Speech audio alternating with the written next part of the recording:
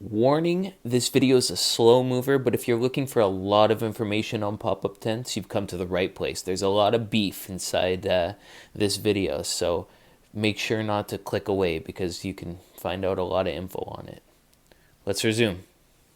So if you're looking for specific points in this video, I'm going to put timestamps in the description so that you can just click and get straight to the point of what you're looking for from there. What's up, guys? It's Lee here, the bartending, photo boothing rental guy. How you doing? Hope you're doing well. It's been a little bit, haven't posted too many videos. Hasn't been much going on. It's about minus 40 outside right now. It's very cold. And yeah, not much going on. Everything is kind of standstill. I have been working a lot on the computer, on my website, on lots of SEO, and thinking about making videos on that stuff, but I don't know how much you actually like that stuff. Anyways, so I was cruising through some of my old clips, and I just found a whole bunch of stuff, so I'm just going to throw a mishmash together for you, so check it out if you're interested in seeing some clips that never made it to videos from this past year, or last year. What's up, guys? Lee here, the bartending, photo boothing rental guy, and today I want to tell you the difference between galvanized pole tent poles and ionized aluminum tent poles. So right here on my 20 by 30, I have galvanized tent poles. So these ones are heavier, and they also can potentially leave black marks on your sidewalls of your tent. So if you just look right here, there's some black marks in there. From the galvanized tent poles, and it's really hard to get that out. So ionized aluminum, the sidewalls can brush against them, and it just doesn't leave any black marks on your tent. Plus, the ionized aluminum ones are a lot lighter, so that's what it is. Thanks for watching. So I never actually finished that video showing you the other type of poles, so I'm going to run out to the garage in the cold now, 6 or 8 months later, and show you what the ionized aluminum poles are kind of like. All right, I've got poles up in the rafters here. So, as you can see right here, ionized aluminum is just it's like a cleaner finish there. When it rubs against the walls, it doesn't leave any marks. It's a lot lighter than the galvanized too. So, yeah, this is the ionized aluminum poles for pole tents.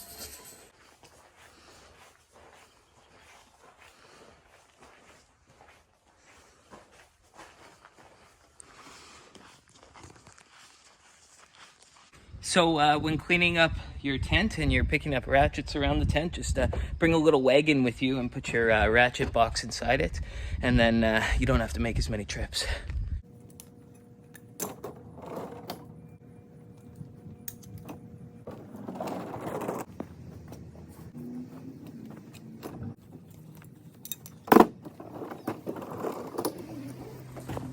Can you see me? Okay, so what I've got here is little Velcros that have adhesive on the sides. So what I'm going to do is just put some adhesive on the inside of these tent tops because they don't have it, so that my customer can attach gutters. So it's a little tent hack. Okay, so I'm just going to take my little strip and remove the adhesive background, remove the adhesive back piece, and just put it onto the tent.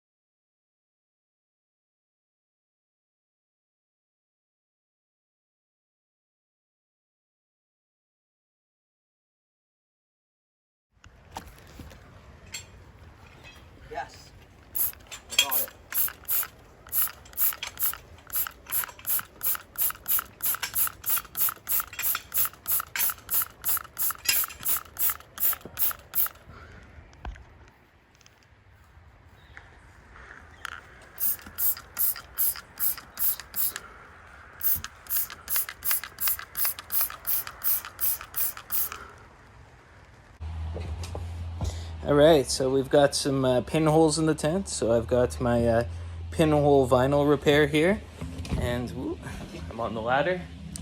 So I'm just gonna open it up, and there's a little brush.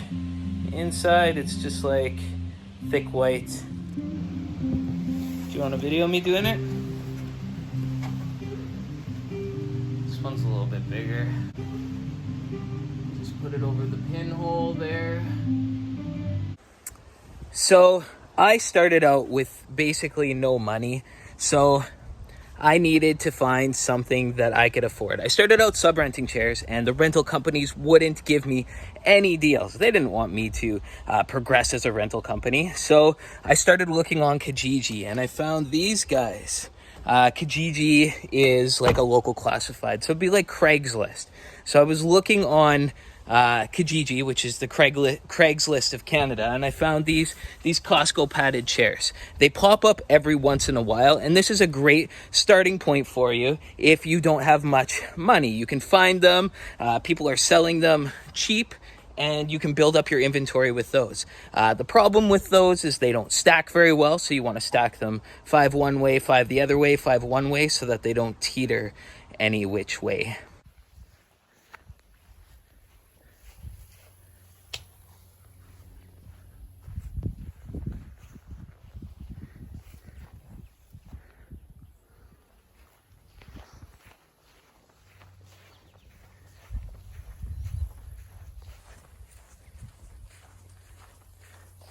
So if you look back on my videos, you'll notice that I had a tip.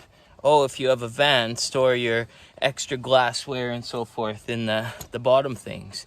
But during the summer, I'm doing tents, so store your ratchets down in the bottom of the van.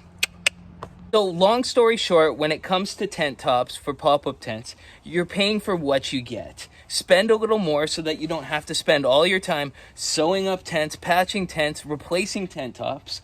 Look at all these. These are all repaired tent tops that I had last year. I think there's 6 of them in here. I don't want them. They're gross. I keep them because I don't want to be stuck in a hard place, but I haven't used them all season. I don't know. Don't do it. Just go for the quality tent top. What's up, guys? Lee here, bartending, photo boothing, rental guy. And today I want to talk about quality pop-up tents. And basically, it will save you money to get quality pop-up tents. Or quality pop-up tent tops, anyways. So what I have right here is a nylon pop-up tent top for a 10 by 20.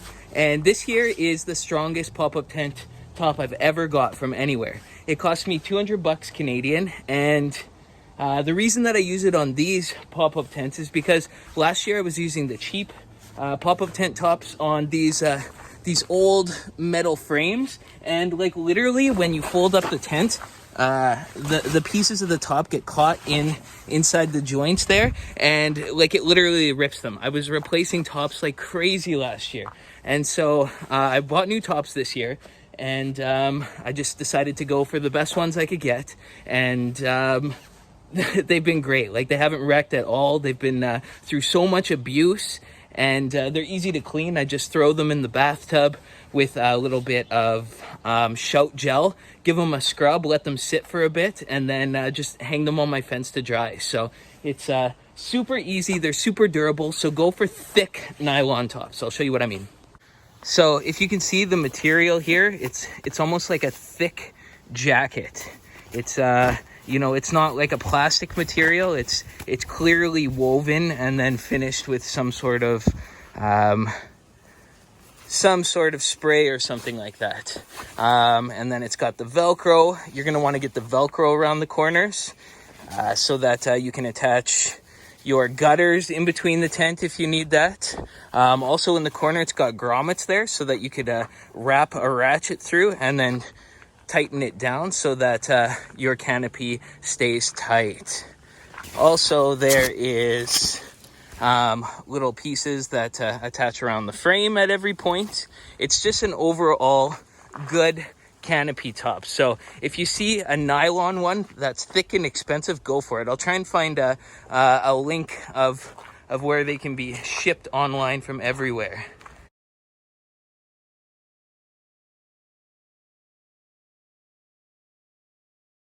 Okay, so there it is up. As you see, it looks like it's fitting a little loose. That's just because the canopy top is maybe just a little bit too big for the frame. But all you have to do is just run a ratchet through there and then tension it down, and it tightens right over the canopy just fine. And it can take some abuse, like these grommet holes. They're very well built so that it won't rip or anything like that. I've had them out during storms, and like they still look fine. So what you want to look for in a canopy pop-up top is grommet holes or D-rings at the bottom. You want to make sure that there's a Velcro line around here, and you want to make sure that it's double reinforced where there's hinges and stuff where the wind will constantly be making the tent top rub.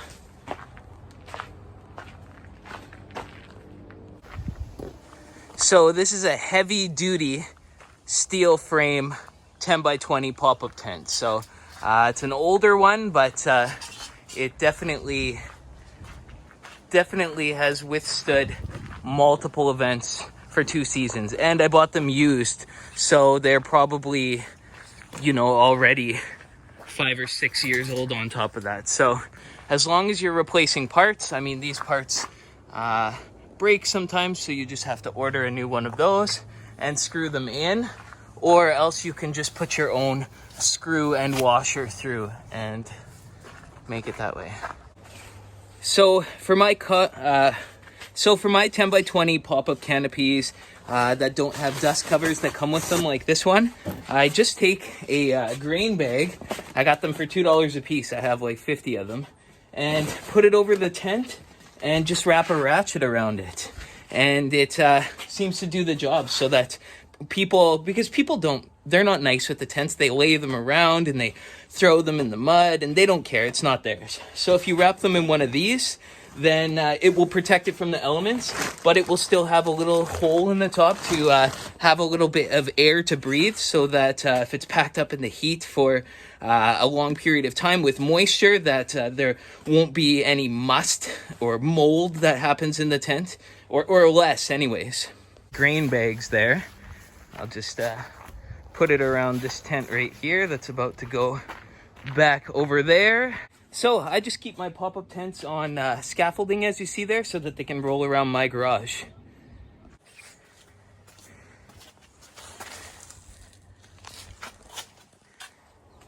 So this guy is my 10 by 20 ml pop-up tent that I get from Impact Canopies. They sell it through Costco as well, and it's got a 500 denier top to it, so I'll show you that one. This one's okay, but I think it will need to be replaced probably once every busy season, so we'll pop it out.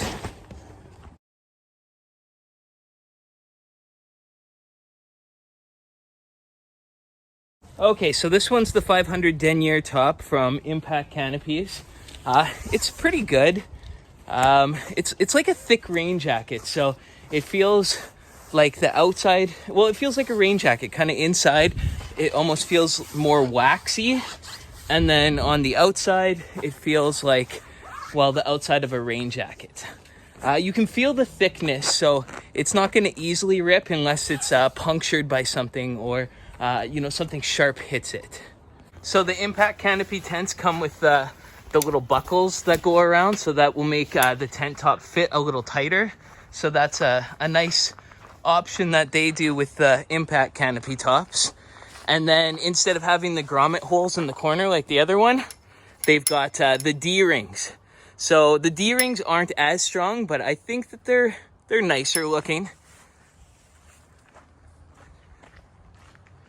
So it's got D-rings at the 4 corners. There's no D-rings here.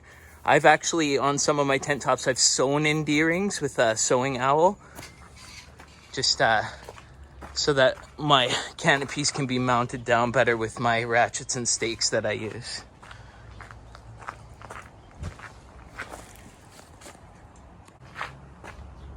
So this is an aluminum frame, which is the same as the steel, like the same size, but it's a lot more light.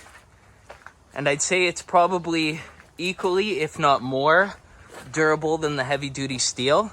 So the advantage with this is lightweight, and it just seems to glide through the pieces better. Like, so when you're setting it up, you don't have to wrestle with it as much. It's just seems to work better for setup purposes. And then right here, we've got the thick octagon legs. So you can see my hand there. It's, I think, about 2.5 inches thick. Correct me if I'm wrong. And yeah, it's got the little pieces there. So if you're starting to rent to clients who are going to markets and so forth, a lot of times the people at the market will tell you that your tent needs to be fire rated and it can't use stakes, so you have to use weights. So if you're getting a canopy top, it's important to make sure that you have a fire rating that meets your local codes. So that's very important. I often talk about ratchets and stakes in my videos and how I use them for pop-up tents. Obviously, you can't always do this, so make sure and invest in some weights. It's a weights here that just attach to the bottom of the legs, but if you have the money, I recommend investing in metal weights, because you're gonna find that you are constantly sewing the weights and you are constantly basically having to replace them. They're super annoying and you'll learn to hate them. Like, see that? That one's all busted open. And when I loaded it with bags and sand, because once it gets a little leak, then it just leaks out everywhere. Piles of sand. That's my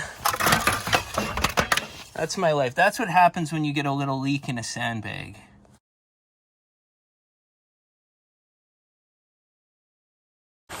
So, the lightweight canopy dust covers, sure, they're okay and they're probably cheap. You can probably get them for $10, but they start to get little holes in them, as you see right there, and they wear out super quick. So, only get these if you're planning to not be renting them out, because when people mistreat them, yes, they'll keep your tent top clean, but not for long. You'll have to be replacing them. So I recommend getting an upgraded bag rather than cheap little ones. They've got a little pull string on them, or they've got a little elastic that you can just elastic them over, and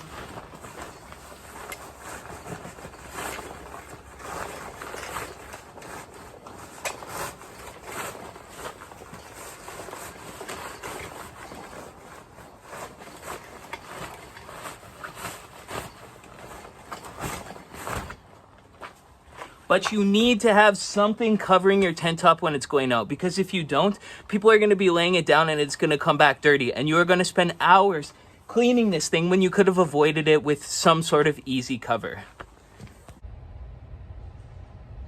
Oh yeah. And that's a wrap for today.